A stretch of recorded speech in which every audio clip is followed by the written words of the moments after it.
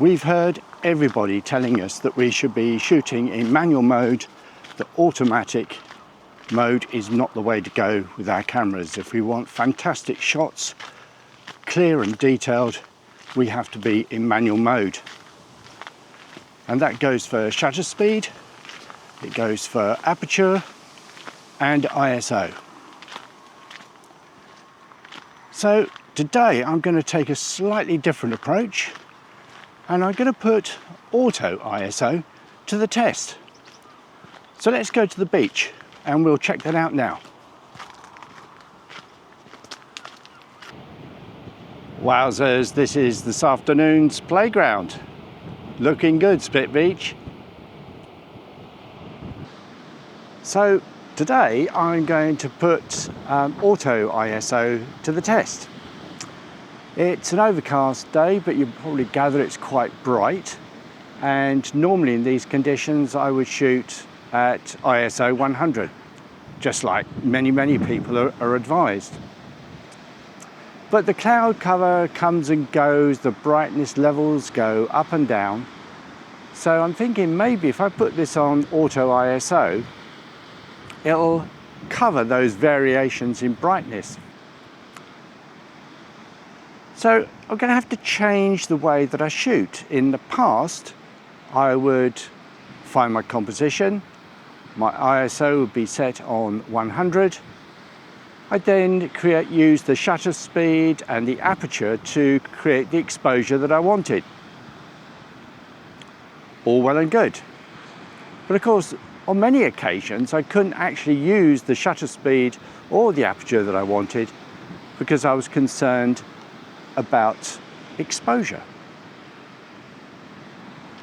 Seems a bit crazy looking back on it now. Anyway, a few months ago, I decided I would try using ISO 320, for example, and ISO 400. And I felt my shots were generally better exposed.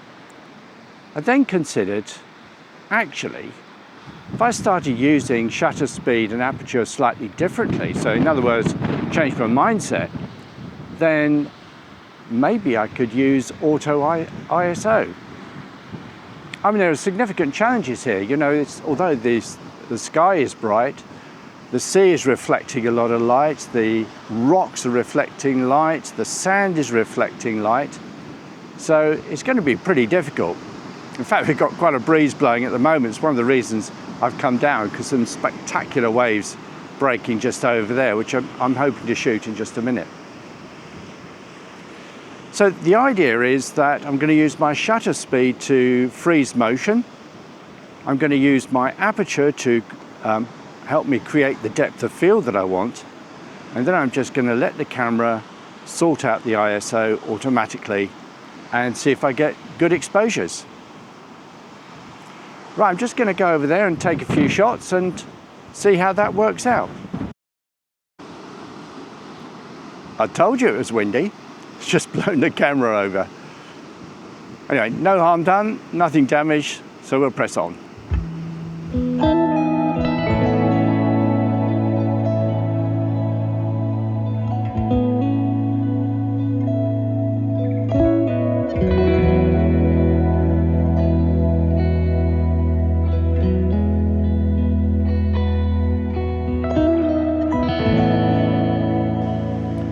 So I've got a composition in front of me which is framed by rocks, Gribbon Head in the far distance, and waves crashing over some rocks out to sea. I've just taken a shot, and it was, even though with this bright light at 1,000th of a second and f11, it was ISO 640, not ISO 100, which in the past I would have used. I'm going to take this shot again.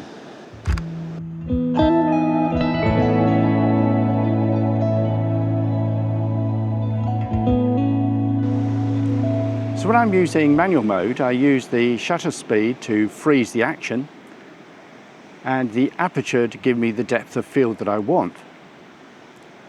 When it comes to exposure, I just let the camera sort that out when the setting is auto ISO. And it's interesting to note that even in bright conditions, the ISO can be higher than you might think. Sometimes, even so, the auto ISO, because of issues to do with maybe bright rocks and sand and a bright sky, can actually get it wrong. So that's where exposure compensation comes in. And by using exposure compensation, you can adjust the exposure.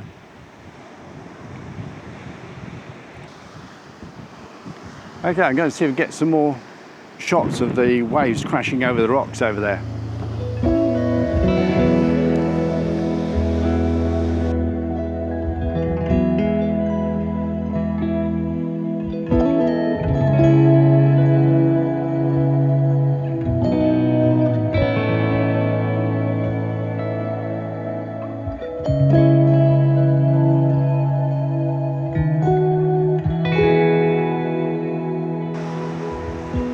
Very interesting experiment. I think I'm convinced to stick with auto ISO, even in these conditions, super bright. But at that fast shutter speed, it's ISO 500. I would not have dreamed of doing that before. I would have had it on ISO 100 and taken my shots. But there we are, there we are. By the way, if you want to find out a little bit more about ISO, I've got a previous video which I'll link to at the end of this video, and I'll try and link it up here somewhere as well, about how this sort of myth that high ISOs create noise. Totally bust it in that video. Well worth a look. And if you like this content and any other videos on my channel, really would help if you would subscribe and tinkle that notifications bell so you'll get notified of any other videos coming again. So I guess the biggest issue that people are going to have is that they're used to using ISO 100 all the time. And I suppose there is a bit of an argument about, you know, when the brightness and so on is absolutely fine, you can still shoot at ISO 100 and fix it right there. But if you put it into auto, then of course you get the opportunity to let the camera do its thing. And I've been very surprised about how little the camera actually calculates the ISO to 100. Very often, minimum I've seen this afternoon is ISO 125. And very often it's been sort of 500, 640, 800 even. So it's really high. And let's face it, if you're on auto ISO and the conditions are such that ISO 100 is going to be great, then the camera's going to put ISO 100 there for you.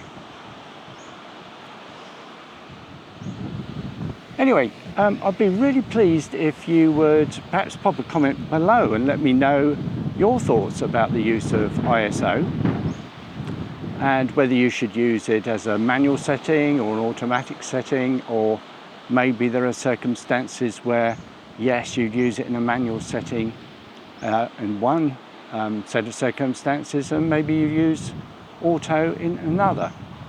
So, but anyway, let me know your thoughts.